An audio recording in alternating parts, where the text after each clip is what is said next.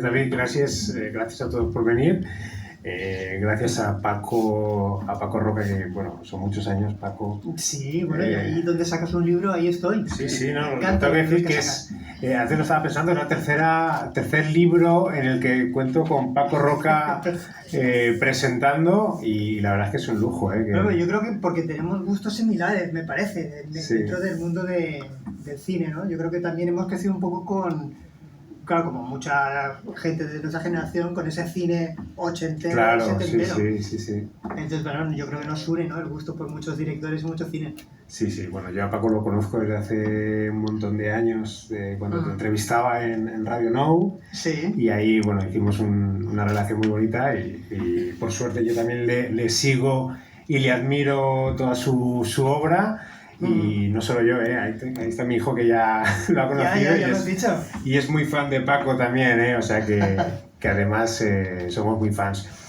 Bueno, para mí es un lujo contar con Paco porque como ha dicho David, bueno, Paco junto a Guillermo Corral publicó en 2018, ¿no? Sí. El Tesoro del Cisne Negro, que es un cómic de aventuras fabuloso, inspirado en una historia real, que eso es lo más increíble de todo. Sí. Y que, como sabéis, Amenábar ha convertido en su último proyecto, al menos en el último que ha estrenado, porque está ya preparando una nueva película que además va a rodar aquí, en Valencia. O sea que fabuloso.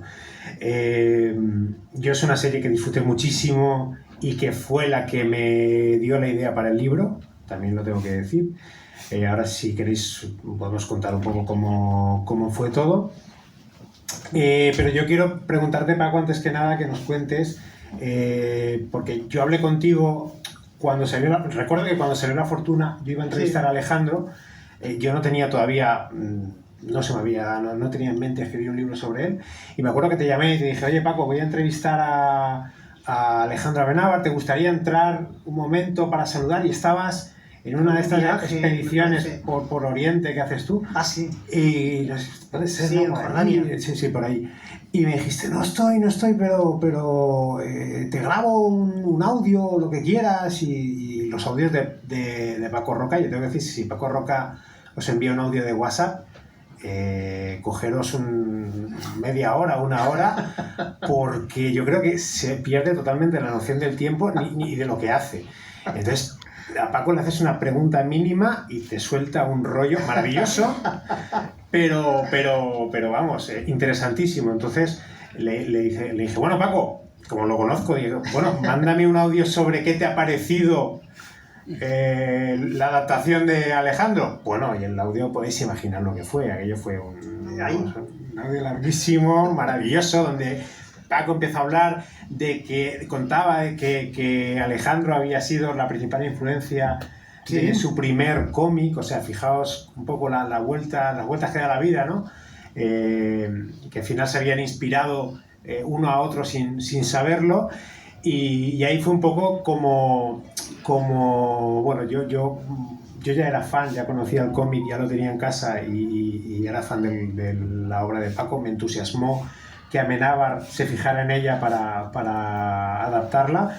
Pero cuéntanos un poco, Paco, cómo surge el proyecto, o cómo te quedas tú, mejor dicho, cuando te dicen que Amenábar quiere hacer el cómic. Sí, bueno, como tú dices, ¿no? Me imagino que como a mucha gente, Amenábar era como, bueno, un dios para el cine español y para mí, y había sido muchas veces, bueno, siempre un referente en cuanto a narrar historias y como tú dices, ¿no? La película Tesis, cuando empecé en el mundo del cómic y a hacer mis primeros guiones, que vas un poco perdido, bueno, acabas cogiendo de aquí y de allá para construir algo, ¿no? Y con ese primer cómic que fue El Juego Lúgubre, cogí un poco de Drácula, un poco de Tesis, un poco de la historia de Dalí, y con todo eso monté una historia. Pero la verdad es que no había vuelto a pensar en ello y nunca lo había comentado, porque pensaba que a nadie le interesaba, ¿no?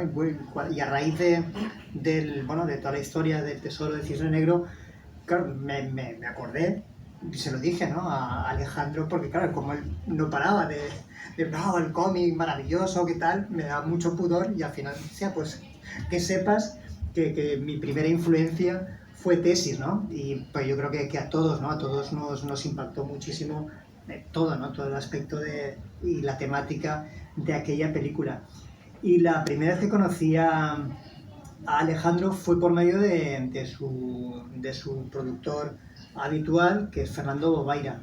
Y fue para un proyecto que no era este. No sé si te llegó a comentar algo en la entrevista No. o no, entonces no puedo decir nada. El caso es que hace años se interesó por uno de mis cómics. Ah. Entonces, por medio ¿No podemos saber cuál? No. Ah, vale.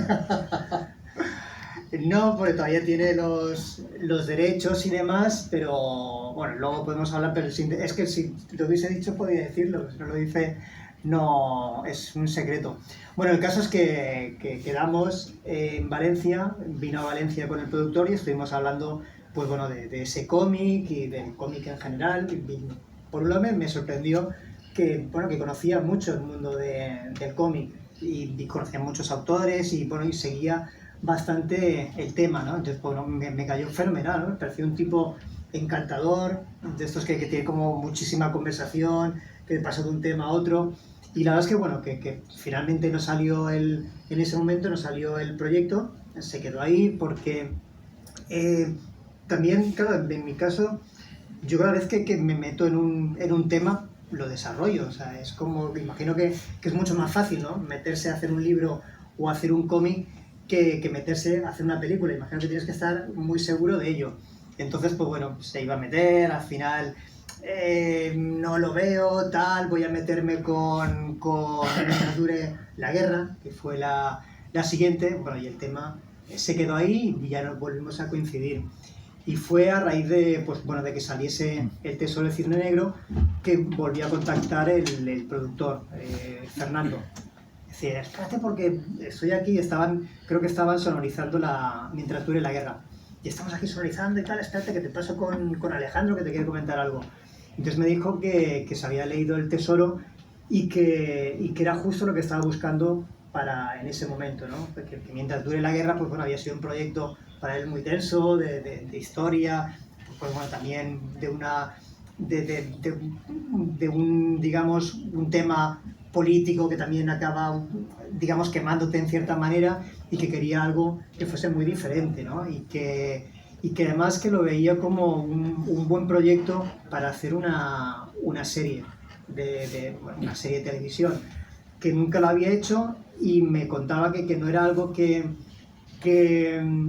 le apasionase, y coincidíamos en eso, el tipo de serie que se había hecho durante muchos años, ¿no? Esta serie infinita de ir alargando un tema, ¿no? Los dos coincidimos un poco en que cuando haces algo es porque tienes algo que contar, ¿no? O sea, y lo condensas para contarlo de la mejor manera posible, pero que muchas veces esas historias que están muy bien, ¿no? Pero esas series abiertas, ¿no? La que también está bien, donde los personajes te van llevando a situaciones y demás, ¿no? Pero que no era lo que él le apetecía hacer, ¿no? Él me contaba que acababa de ver Chernobyl y que un poco era el tipo de serie que a él sí que le gustaría, ¿no? Que eso sí que le interesaba como espectador y como creador.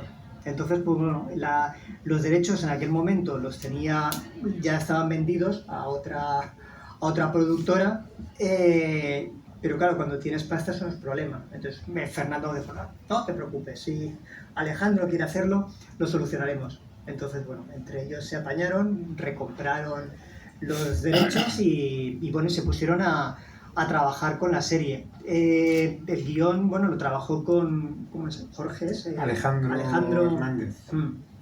Que es también un tipo súper majo. Entonces, bueno, su forma de trabajar era prácticamente no... Tuvimos un par de reuniones al inicio, sobre todo para saber qué parte de lo que Guillermo y yo habíamos contado era realidad y qué parte pues era parte de la ficción. Entonces, bueno, estuvimos en varias reuniones pues hablando. Luego Guillermo sí que continuó, como él es diplomático, sí que continuó teniendo más relación dentro del proyecto para solventar, ¿no?, todas las dudas que tenía los dos Alejandros sobre, bueno, sobre todo ese mundo diplomático, para intentar, ¿no?, ir más allá de lo que era el cómic.